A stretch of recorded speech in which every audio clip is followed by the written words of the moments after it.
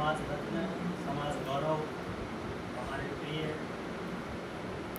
John director साहब, जो आज तक अपने समाज में इतनी बड़ी पोस्ट पर पहुँचे हैं,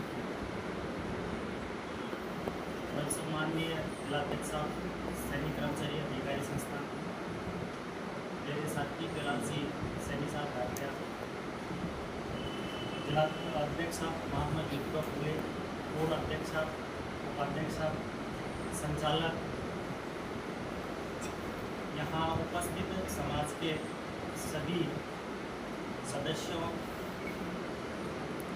एवं प्रिय साथियों, भाइयों, बड़े हर्ष का विषय है कि यहाँ लालसोट में भी अपने समाज की जो युवा पीढ़ी है, युवा हैं, उनके लिए मार्गदर्शन देने के लिए या उनको समाज की मुख्य धारा में जोड़ने के लिए या उनको किस तरह एक नई दिशा देनी है, उसके लिए एक नई पहल की है।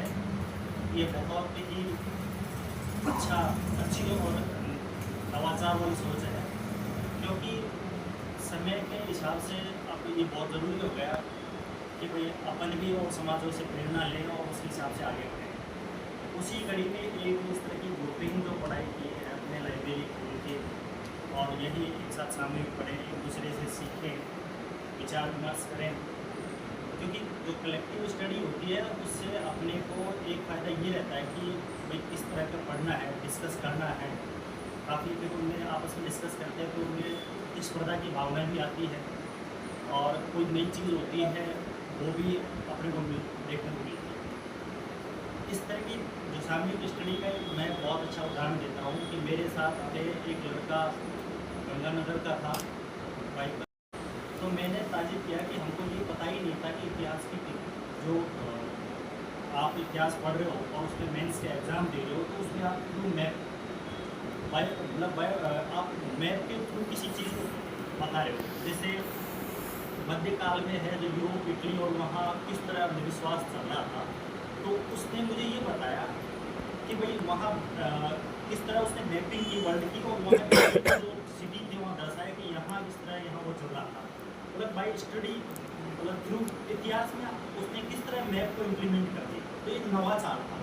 भाई लिखते तो आप हर चीज़ है, मेरा ध्यान ज़्यादातर प्रशासनिक सेवाओं की तरफ था। मुझे ये नहीं है कि भाई ठीक है आप छोटी एजुकेशन मतलब अपने एजुकेशन लेके और छोटे पदों पे या अच्छे पदों पे, मिडिल पदों पे जा सकते हो, लेकिन उनसे कोई आउटपुट आप अपने तक काम करोगे, अपनी आजीविका चला लोगे, आप किसी को पढ़ा भी नहीं पाओगे। तो मेरा ये है कि चाहे प्रशासनिक पदों पे, नीचे पदों पे आओ, लेकिन अब शुरुआत करो, समय आ गया इस तरह का। यदि कहीं किसी छोटे पद पे भी जाओगे तो कम से कम RAS के पद पे लगोगे तो ब्लॉक स्तरीय पद मिलेगा, न्यूनतम पद है। और कई डिपार्टमेंट तो ऐसे होते हैं जिसमें ब्लॉक स्तरीय पद ही नहीं, डायरेक्ट ही जिला स्तरीय पद होते हैं। आप जिले पे बैठो तो जिले पे रहते हुए आप इतना काम कर सकते हो। ज़रूरी नहीं है कि आप जिस डिपार्टमेंट में उसी में काम कराओगे, आप एजुकेशन में काम कराओगे, क्योंकि कई डिपार्टमेंट होता है जिनका एक्साइज है, कॉमर्शियल टैक्स है, LWA लेबर है, या फिर ट्रेजरी है, या फिर डायरेक्ट प्रशासनिक पद हैं, उनसे भी direct GST asset tax department है, ऐसे डिपार्टमेंट है, अल्पसंख्यक माइनॉरिटीज डिपार्टमेंट है, या और भी काफ़ी पद है, उनसे डायरेक्ट कॉन्टैक्ट होता है। वहाँ तो क्या है कि जैसे वहाँ गेट टूगेदर भी होते हैं, अक्सर CDO साहब भी अपने एजुकेशन की तरफ से आते हैं और अक्सर प्रॉपर्टी डिपार्टमेंट की तरफ से मैं भी एज ए जाता हूँ, प्रत्येक मीटिंगों में होता है। तो वहाँ एक दूसरे को पहचानते हैं, गेट टूगेदर होता है, तो कोई काम भी होता है तो एक दूसरे को कह देते हैं कि सर ये काम है, तो वहाँ क्या जान पहचान करती है। तो मैं ये कहना चाहूँगा कि अब आप तैयारी करो, अच्छी बात है, महीने हैं। शुरुआत में अपना समाज इतना कमज़ोर है, आर्थिक रूप से कमज़ोर है, इतना कमज़ोर भी नहीं रहा, धीरे धीरे अब सबके पास आने लगेगी। देखो मैं तो इस बात जानता हूँ कि यदि मैं इस स्टेज से ये जिक्र कर जाऊँ कि मैं आर्थिक रूप से कमज़ोर था, सक्षम था, या आर्थिक रूप से कमज़ोर था इसलिए नहीं पढ़ पाया, इसका कोई बहाना नहीं है। हो सकता है आज से 10-12 साल पहले तो चल जाता था, लेकिन आज यदि कोई आर्थिक रूप से सक्षम नहीं है और उसके बहाने से यदि पढ़ नहीं पा रहा तो गलत है बिल्कुल। क्योंकि आजकल तो सोशल मीडिया है या ऑनलाइन क्लासेज हैं, इतनी क्लासेज भी चल रही है, बशर्ते उसमें पढ़ने की जिज्ञासा होनी चाहिए। काफ़ी आप ऑनलाइन क्लास नहीं ले पाते तो काफ़ी लड़की डायरेक्टली इन्वाइट किए हैं और कोचिंग भी एक तो मेरी नज़र में गया था।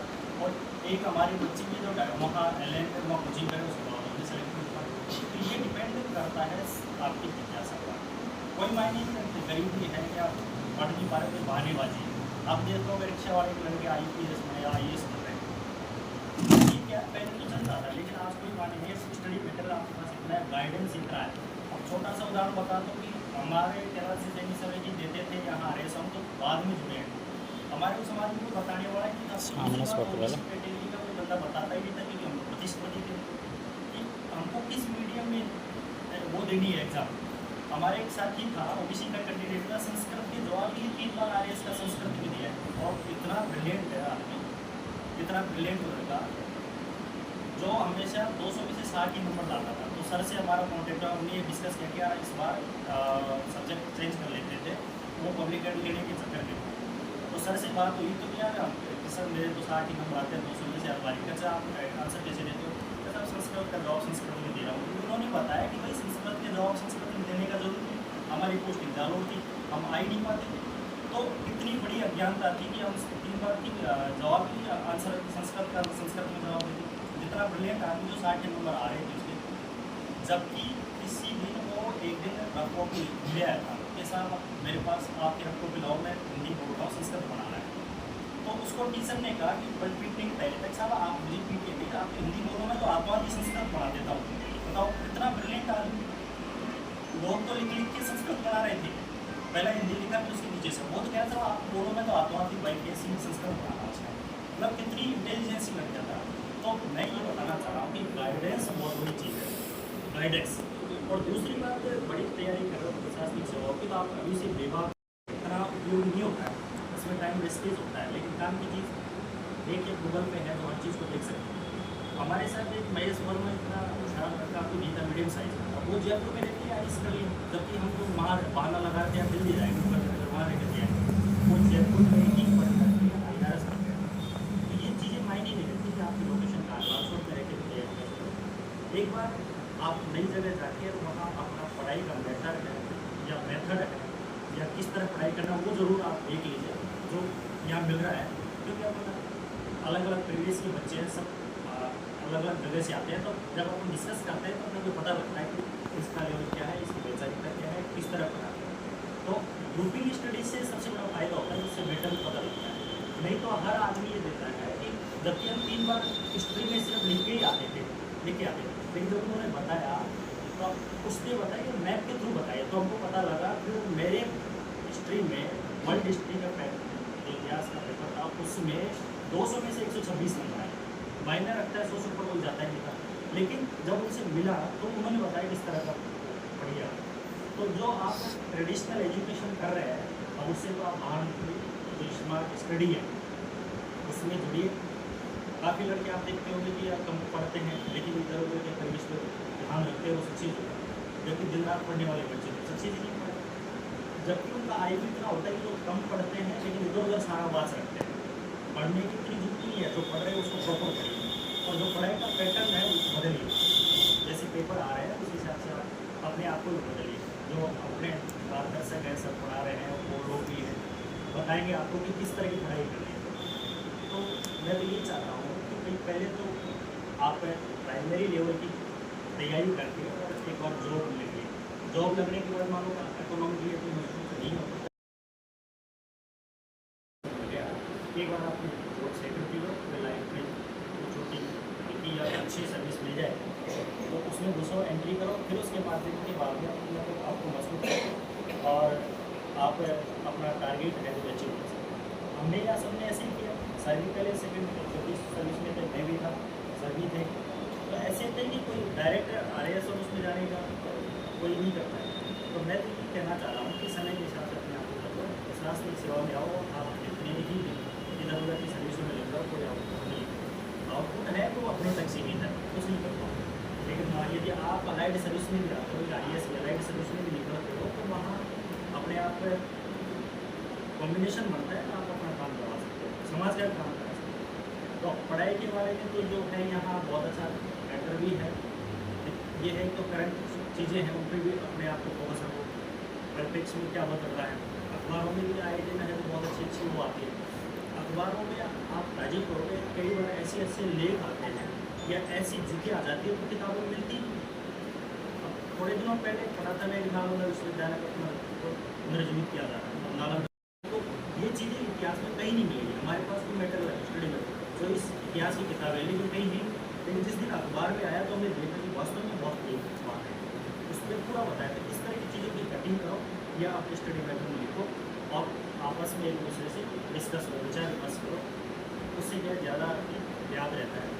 और यहाँ साइलेंटली पढ़ो और यहाँ बहुत अच्छा डेकोरम है और जो यहाँ के निर्देश है उनका पालना करो, समय पर रहो, डिसिप्लिन रहो और ज़्यादा से ज़्यादा मेहनत करो। ठीक है, एक दो बार सब हो सकते हैं, बार बार प्रयास करो, दो चार बार हम भी तो एक बार भी नहीं कर पाए, लेकिन हम जहाँ भी है पहुँचे हैं प्रयास, अपने समाज में कोई था ही नहीं। हमने एक नवाचार किया, हमको होशियार ज़्यादा नहीं थे लेकिन लोगों ने क्या आप तो होशियार हो, हमको वैसे ही ज़बरदस्ती तैयार कर दिया। फिर ज़बरदस्ती तैयार कर दिया तो हमारा फिर दिमाग उसी में चल गया कि आप करो या लोग कह रहे हैं कि सब लोग कुछ तो नहीं। हमारा कोई मानस नहीं था इस तरह को, हम लोग नौकरी में लगे थे। मैं भी जाऊँ रहा हूँ 15 साल पहुँच गए, 10वीं के बाद में नौकरी लग गया, 11वीं क्लास में मैं कभी एक दिन उसके बाद में स्कूल नहीं गया, सेल्फ स्टडी की 12वीं की और वहीं से ग्रेजुएशन की MA किया इंग्लिश से, तो ये तो मायने नहीं थे। सेल्फ स्टडी से आदमी को क्रिएटिविटी पावर आती है, कैसे पढ़ना है, कैसे लिखना है। भाई मैं हम तो आपको पढ़ा देंगे, सर पढ़ा देंगे तरीका पता है, लेकिन आप भी तो क्रिएटिविटी को इसको कैसे कनेक्ट करोगे, इस चीज़ को इस तरह कनेक्ट करो। और रटने का कोई नहीं है, ज़्यादातर आपको समझ विकसित करो, रटने वाला तो जमाना ही गया, क्योंकि अब एक दूसरे कनेक्टिविटी है या फिर स्टडी में उसको इस तरह एक बार में ही थोड़ा वो ले जाना चाहिए।